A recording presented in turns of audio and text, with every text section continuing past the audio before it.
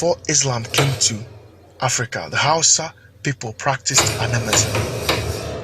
They had an African spiritual system called Maguzanzi, Makuzanwa. They had spirits named Iskoki, Iska, Gona, Daji, and many others.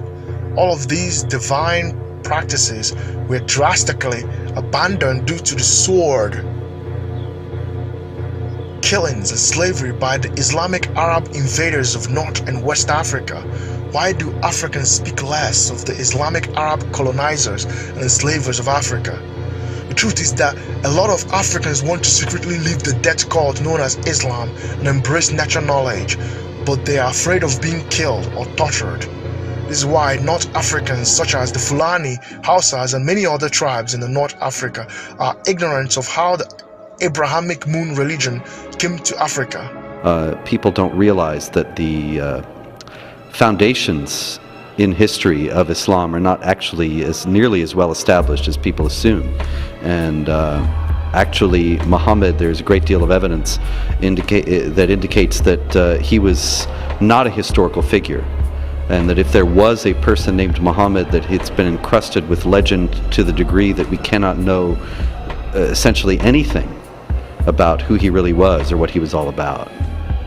And so the book explores these early historical evidences, notably, for example, the fact that for 60 years after the Arab conquests began in the 630s, there is no mention in either the literature of the Arabs or the literature of the people they conquered of Muhammad, Quran, or Islam, which is extraordinarily strange if one accepts the canonical narrative that the Quran was delivered to Muhammad over a period of 23 years ending in 632, and that the Muslims had it after that and were energized by its imperialist and supremacist teachings to expand their empire and to go out into the Middle East, North Africa and Spain and so on, Persia and India, on the basis of what the Quran taught. There's no evidence that the Quran existed until the early 8th century, and no mention, as I say, of Muhammad and Islam. The people who they conquered never called them Muslims. They never gave any indication that they had a prophet or a holy book or a new religion. Nothing. Well, what it seems from the available evidence, it seems that what happened was, as the Arabs amassed this vast and ever-growing empire, they began to feel the need for a religion to unify it, because in those days a religion was what unified empires. There's no biography of Muhammad, for example, until the middle of the 8th century, and he's supposed to have died in the early part of the 7th. And so that's a 130 to 150 year gap that is unexplained. Imagine if the first biography of Abraham Lincoln were only appearing now in an oral culture, then we would have every reason to believe that there was a great deal of it that had been covered over by legend. And we also know from the Islamic sources themselves that traditions of Muhammad were invented by various factions within the early Arab Empire to justify their positions. They would say, well, you know, we do this because Muhammad said this and that, or Muhammad did this and that. And then the other group, the competing group, would say the same thing, but have Muhammad saying or doing the opposite. The Mo in Hamed means water. The Arabs got it from the Kush Kemet name for water, which is Mo, MW, which traces back to the Igbo word for water, which means miri, me. This is also the word that makes up the word Muslim, or mosque, which is where the Muslims worship. Also, the Hebrew word for water is Meyim.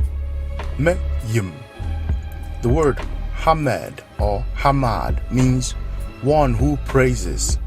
If you combine Mu and Hamed together, it becomes one who praises water. or praiser of water.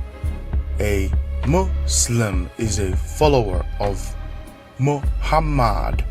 Thus, the Mu in Slim corresponds to water as well. The Arabs that were working for the Romans, they copied all of this from Kemets. They have even the way that the Muslims bow down their head, like the way they bow down their head to the ground. They copied all the stuff from ancient Kemets. Monism or monism is the doctrine that only one supreme being exists. The Romans inherited monism through Greek mathematician Thales. Thales manifested that water is the one supreme source of all things. Let it be known to you that before any Abrahamic religions, there was ancient Greece, and before Greece, there was Kush, Kemet, and Sumer. As a matter of fact, the Greeks were the architects of Abrahamism, then inherited by the Romans that later spreaded monism or monism, which is Abrahamism, around the world, along with the English and French. Monism is also the root word for monotheism, which is the belief that there is only one God.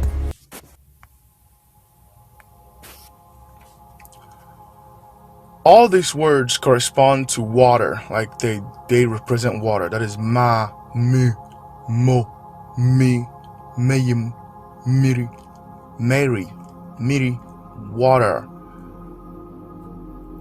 Maris means sea in Latin. Sea is water. Mary Magdalene is a fictional character in the Bible associated with a watery eye and the feet of Jesus. The lady that washed the feet of Jesus. So the watery eye represents water as well. Meye, anyamiri in Igbo is tears. Anyamiri, okay, Mei, anyami. The name of the sister of Moses is Miriam. She was told to watch over Moses by the riverside when her mother abandoned him. So like Miriam, like watching over Moses by the riverside. You see, that Miriam, Mary, and Mary Magdalene are all names associated with water in the Bible, Quran, and Torah. Muhammad followers are water worshippers. Jesus followers are fire worshippers. Fire and water duality. Red and blue, Crips and blood. Democrats and Republicans, water and fire. This is the component that makes up what a human being is. Oredioko, water and fire. Okay? That's why our body is warm, because we're a mixture of water and fire. Muhammad, in Gematria, Muhammad is 74. Likewise, Jesus is 74. The name Muhammad rounds up to 74, and Jesus also rounds up to 74 as well in Gematria. Fire and water, sun and moon, red and blue, the right and the left brain, and in between them is the all-seeing eye, which is Allah, Satan, the infinite watcher of all. Jesus corresponds to Zeus, Seraphis, which is a representation of fire, sun, air. Muhammad corresponds to the moon, water, and earth. This is why many Islamic rituals deals with the moon principles. The splitting of the moon is a ritual about Muhammad. It's a ritual that is dedicated to Muhammad. We see the sun in various Christian symbolisms, just like we see the moon in various Islamic symbolisms.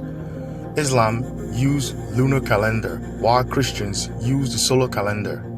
Both Muhammad and Jesus never existed.